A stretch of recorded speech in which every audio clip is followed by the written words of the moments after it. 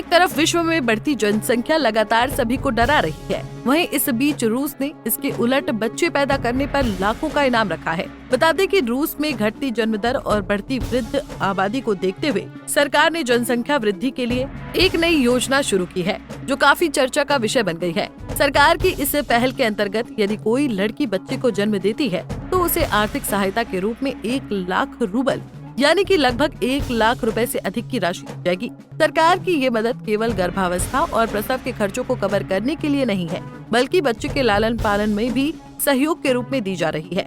अब सभी के मन में सवाल आ रहा है कि आखिर रूस इस तरह की योजना को क्यों लागू कर रहा है।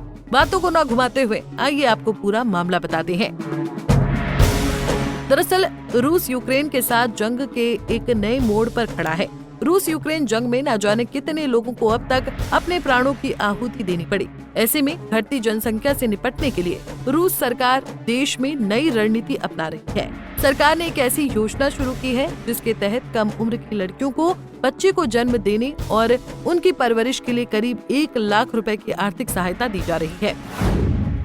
रूस की सरकार ने देश में एक ऐसी योजना शुरू की है जिसके तहत कम उम्र की लड़कियों को बच्चे जन्म देने और उनकी परवरिश के लिए करीब 1 लाख रुपए की आर्थिक सहायता दी जा रही है। बता दें कि सरकार की ये योजना मार्च 2025 में देश के 10 क्षेत्रों में लागू की गई है। पहले ये योजना केवल 18 वर्ष से अधिक उम्र की महिलाओं के लिए थी, लेकिन अब इसमें नाबालिग लड़कियों को भी शामिल कर लिया गया है ताकि उन्हें भी मातृत्व के लिए प्रेरित किया जा सके। रूस में 2023 के आंकड़ों के अनुसार प्रति महिला औसतन जन्म दर 1.41, जबकि आबादी को स्थिर बनाए रखने के लिए ये दर कम से कम 2.05 होनी चाहिए। इसी अंतर को भरने के लिए सरकार प्रोनेटलिस्ट पॉलिसीज यानी जनसंख्या वृद्धि को बढ़ावा देने वाली नीतियों को लागू कर रही है। हालांकि रूस आबादी के लिहाज से दुनिया का 9वां सबसे बड़ा देश है, लेकिन वहाँ जनसंख्या में गिरावट की आशंका लगातार बढ़ रही है। इसी खतरे से निपटने के लिए सरकार द्वारा ऐसे प्रयास किए जा रहे हैं जो नागरिकों को अधिक बच्चे पैदा करने के लिए प्रोत्साहित करें। जानकारी के मुताबिक 43% लोग इस योजना के समर्थन में हैं,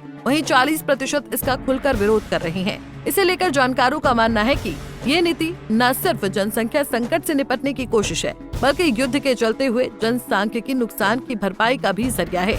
राष्ट्रपति व्लादिमीर पुतिन कई बार इस बात पर जोर दे चुके हैं कि बड़ी आबादी एक मजबूत सेना की नींव होती है और इससे देश की ताकत बढ़ती है। गौरतलब है कि रूस ही नहीं बल्कि दक्षिण कोरिया, जापान, चीन, इटली, हंगरी और पोलैंड जैसे देश भी घटती जन्म दर से जूझ रहे हैं और अलग अलग योजनाओं के जरिए नागरिकों को अधिक बच्चा पैदा करने के लिए प्रेरित कर रहे हैं।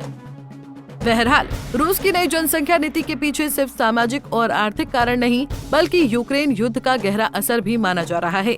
इस युद्ध में अब तक लगभग 2.5 लाख रूसी सैनिकों की जान जा चुकी है, जबकि बड़ी संख्या में शिक्षित और युवा नागरिक खासकर पुरुष देश छोड़ चुके हैं। युद्ध के कारण रूस की कार्यशील आबादी में भारी गिरावट आई है। इसी पृष्ठभूमि में सरकार अब जनसंख्या बढ़ाने के लिए स्कूल की उम्र की लड़कियों को भी बच्चे पैदा करने के लिए आर्थिक प्रोत्साहन दे रही है, जो कि देश भर में एक विवादित मुद्दा बन गया है। खैर, अब इस नई योजना का रूस की जनसंख्या पर क्या असर पड़ता है, ये तो आने वाला समय ही बताएगा। Bureau report, Punjab Kesari TV.